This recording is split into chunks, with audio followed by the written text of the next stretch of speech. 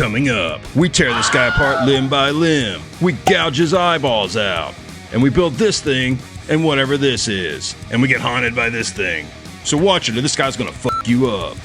This video is made for adult collectors of plastic things. That's why I said fuck a minute ago.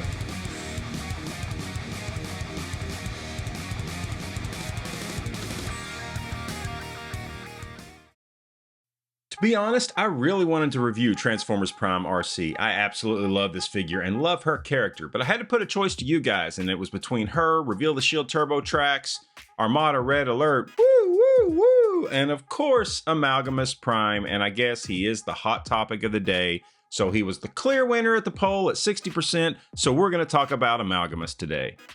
I don't know about you, but I have been collecting all of the 13 primes as they've been released, despite all better logic and despite the hit to my wallet. You gotta catch them all, and I've decided I'm gonna collect every single one of these things. So I've purchased them all, and I have to say there are certainly some that are better than others for sure. I mean, honestly, I don't even have the space to keep them all together, especially when you think about Star Optimus Prime. I have him too, and I did a full review on him if you want to go check that out. He's pretty cool, although it feels like a giant Imaginext set as opposed to a Transformers figure in general. And I just personally can't really deal with those larger size figures. They're just a little too big for me, but if you enjoy it, that's great. But anyway, check out that review if you want to see that.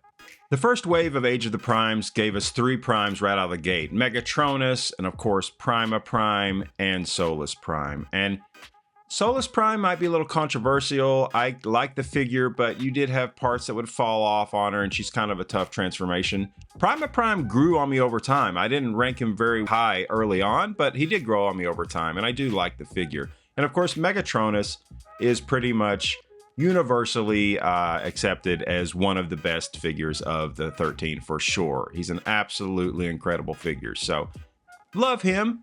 Solus, I could probably take or leave, and Prima Prime, like I say, is definitely growing on me.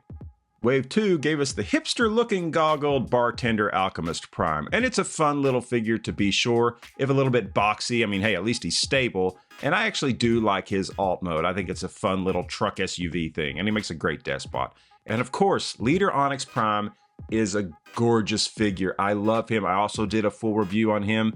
Please go check that out. I took him out to a frickin' lake to get some shots of him in the woods. Like, he just was so much fun to photograph with my phone at the time, by the way. I have a great camera now, so I would love to redo that. But anyway, 2 pretty solid figures from Wave 2.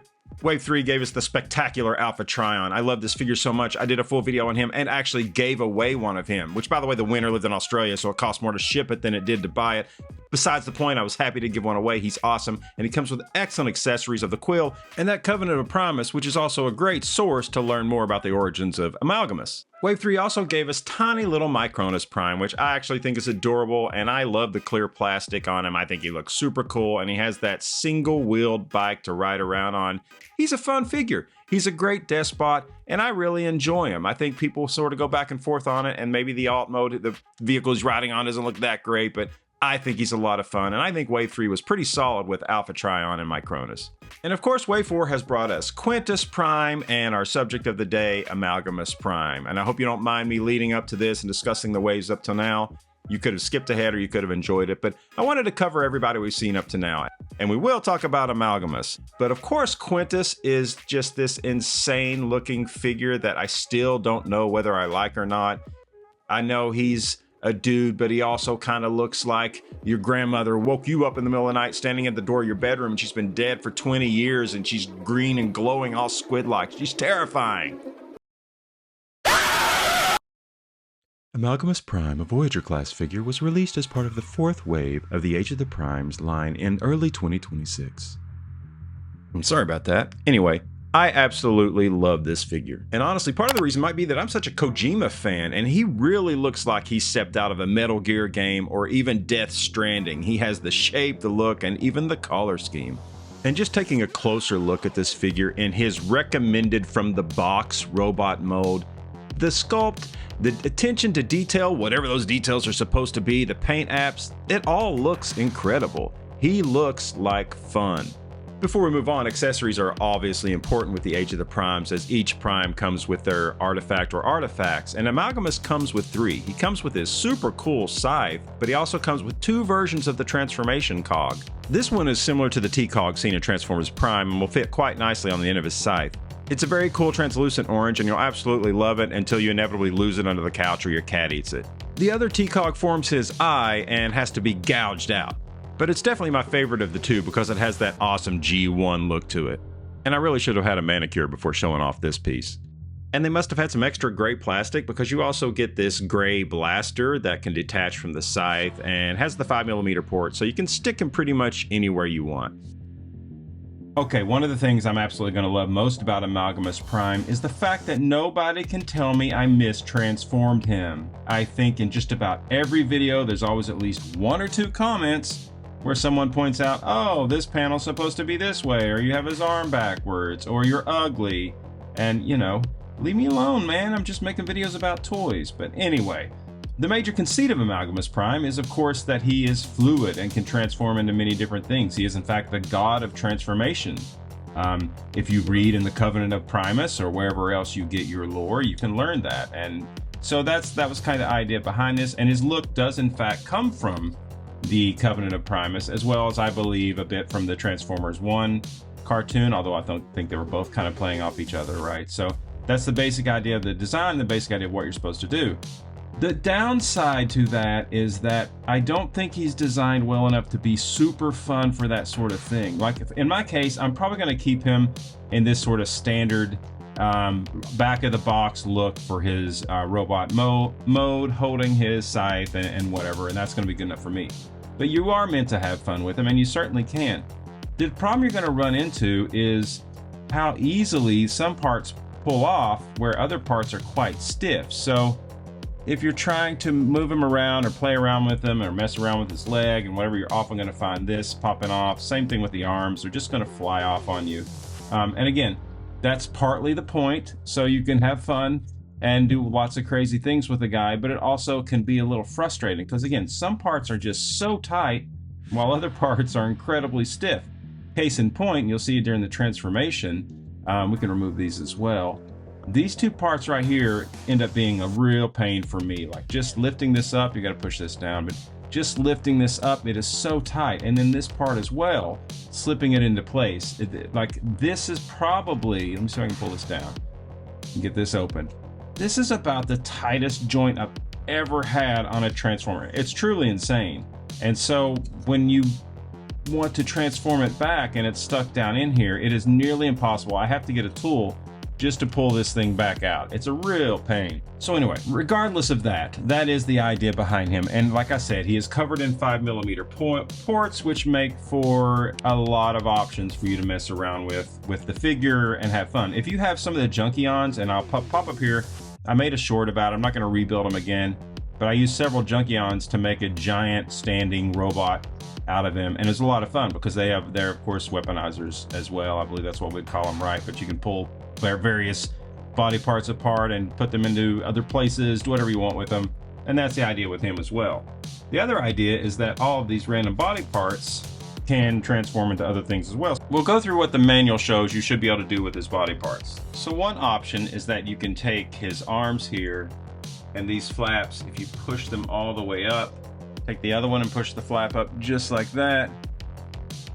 Then you can see here they have the port and post on either side alternating. You can push them together, and I believe you're supposed to put the hands out like this maybe, and now you have some sort of train thing. So that's one option. And then of course you can pull them apart, let the hands go down like this, take one of these little cool doohickeys here, put it in here, put it in here, and now you have some weird flying space saucer thing. Again, this is recommended, this is in the manual to do this, so this is another option for you. That's kind of fun, I guess. I do really like these pieces. I think they look really cool. So for these arms, it also suggests you can, I believe, put these out like this. This is the first use of these. They're not in the normal robot and alt modes. These just sort of flap around on the side and you don't really know what they're used for. Well, you're supposed to put them out like this, like wings, And then you notice you kind of have windows here, like a cockpit, because this goes together like so. Whoop, oh, I didn't even notice I had a hand badly. Hold up. There we go. Get everything lined together. Push everything together. Put the wings back down. And then you have some other sort of flying ship. I mean, it's got boosters. It's got the cockpit in the front. You know, it works. It's a thing. And that's another option that comes straight out of the manual. And then finally, I believe this is the third one. I think this is all you have. You take the legs. We want to bend those all the way down like that on either side. Bend them all the way down, just like so. And then, of course, his side, which remember you can actually fold down just like that. You can take that and put that. You can take that and put that between the two pieces. I believe right in here, and they will connect together just like that, and that'll tab in. You can tab everything together just like that. And then take this piece and see it's got a little post here. If it's pushed together tightly, tab that in the top there. And then you have a sort of tank thing, I suppose. With a really long bit coming out of the back. I don't know, but that's in the book. That's an option too. And that's the idea behind these. And again, grab an old, grab a new Wreck-Gar from the Age of the Primes, or some of the older Junkians, Junkie and Jalopy. Start pulling them apart and putting all these pieces together, and you can have a lot of fun, do whatever you want with it. That's kind of the point behind him. I'm not going to show a lot of the modes, but there will be a lot of fan modes, and they're easy to look up and Google their shorts and TikToks, whatever else. But that's the idea behind him, and it is fun. But honestly, I don't think I'll be doing a lot of that. I think I'm going to probably keep him displayed. And what I really love is his regular robot mode. I think it looks really cool. I love the single eye, which has kind of a shockwave look to it.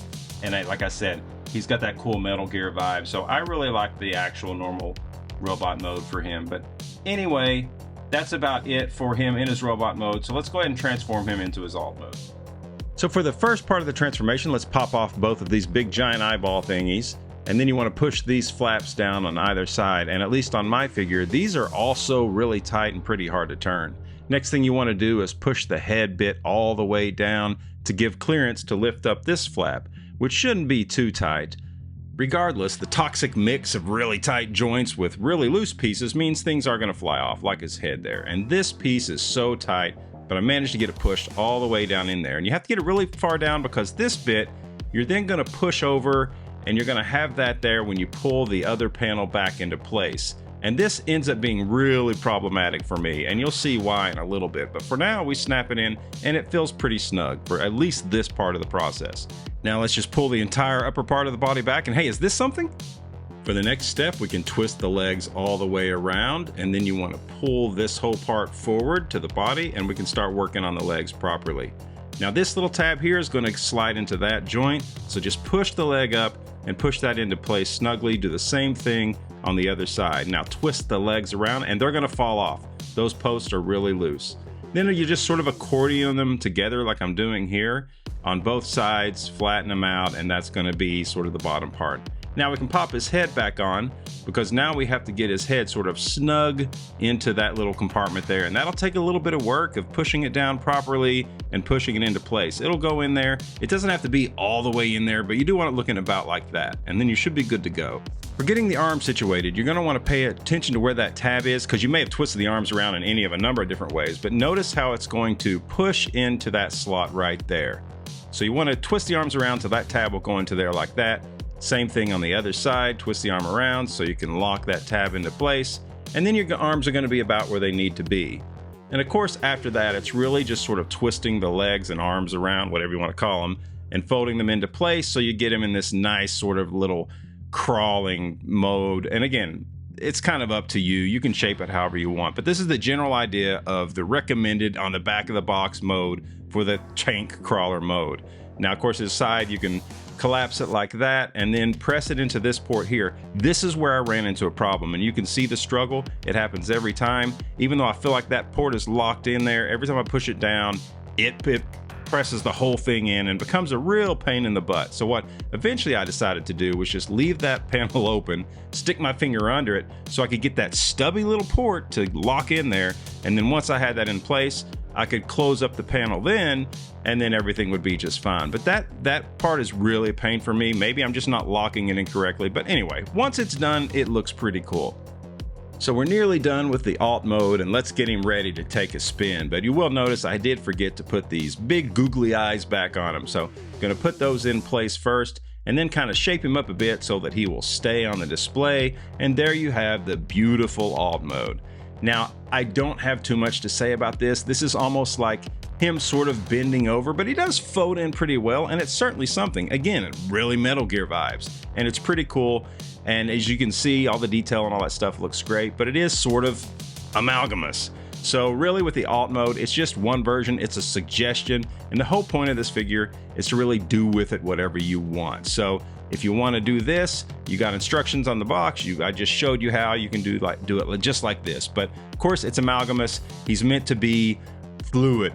Do with him whatever you want. And one more time, aren't these things cool looking? I love these things. Anyway, that's my fairly quick look on Amalgamous Prime. He is a really cool figure, and I think people are going to have a lot of fun with him. For me personally, I'm probably just going to keep him in that pretty radical robot mode because I think that's pretty awesome. But hey, he's an amalgamous transformer. He's got lots of 5mm ports. You can just have a lot of fun with him, do whatever you want. Throw some mech tech weapons in there, throw some Junkion parts, whatever you want to do. Just have fun, because at the end of the day, this is just a toy. Have a great day.